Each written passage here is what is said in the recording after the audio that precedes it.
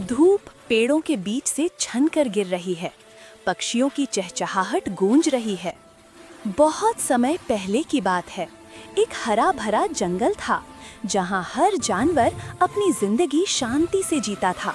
उस जंगल का राजा था बूढ़ा शेर, जिसका नाम था सिंहराज। अब वो पहले जैसा ताकतवर नहीं रहा था, लेकिन उसकी दहाड़ में अभी भी वही रौब था। सिंहराज धीरे धीरे चल रहा है। उसकी आंखों में अनुभव की चमक है, लेकिन शरीर थका हुआ है। सिंहराज अब बूढ़ा हो गया था। शिकार करना मुश्किल हो गया था। कभी जो शेर एक दहाड़ में जंगल हिला देता था, अब वो छोटी आवाज में बोलता था। फिर भी सब जानवर उसे आदर से देखते थे, क्योंकि वो सिर्फ राजा नहीं, सबका रक्षक था। दूर से एक जवान और ताकतवर शेर आता है। उसकी आयाल सुनहरी है, आंखों में घमंड। एक दिन जंगल में एक नया शेर आया। उसका नाम था भैरव। भैरव ने आते ही दहाड़ लगाई। अब इस जंगल का असली राजा मैं हूँ। जंगल में सन्नाटा छा गया। सब जानवर डर गए। सिंहराज धीरे धीरे उठता है और भैरव के सामने आता है। सिंहराज ने शांत आवाज में कहा, राजा बनने के लिए सिर्फ ताकत नहीं, समझ भी चाहिए।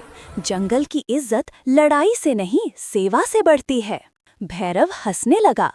अब बूढ़ा शेर मुझे सिखाएगा। रात का समय, तेज हवा, बिजली चमक रही है, पेड़ गिर रहे हैं, सारे जानवर अपने बिलों में दुबके हैं। उसी रात एक भयानक तूफान आया। जंगल में अफरा तफरी मच गई। कई जानवर पेड़ों के नीचे फंस गए।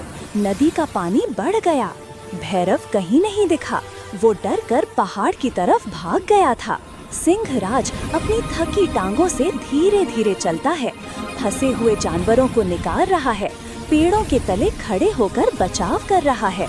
सिंहराज ने अपनी आखिरी ताकत लगाकर सबको बचाया। वो खुद घायल हो गया, मगर उसने किसी को मरने नहीं दिया। सुबह जब तूफान थमा, पूरा जंगल उसके चारों ओर खड़ा था। सभी की आंखों में आंसू थे।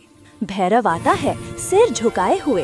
भैरव बोला, मुझे माफ कर दो सिंहराज, मैंने तुम्हें बूढ़ा समझकर कमजोर माना, लेकिन असली ताकत तो दिल में होती है।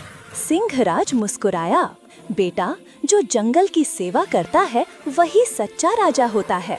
सूरज की किरणें फिर से जंगल में फैलती हैं। सारे जानवर बूढ़े शेर को सलाम करते हैं।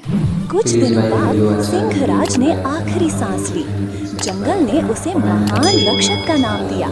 भैरव ने उसकी जगह ली, पर इस बार उसने सबक सीख लिया। अब वो भी सबकी रक्षा करता था, ठीक सिंहराज की तरह।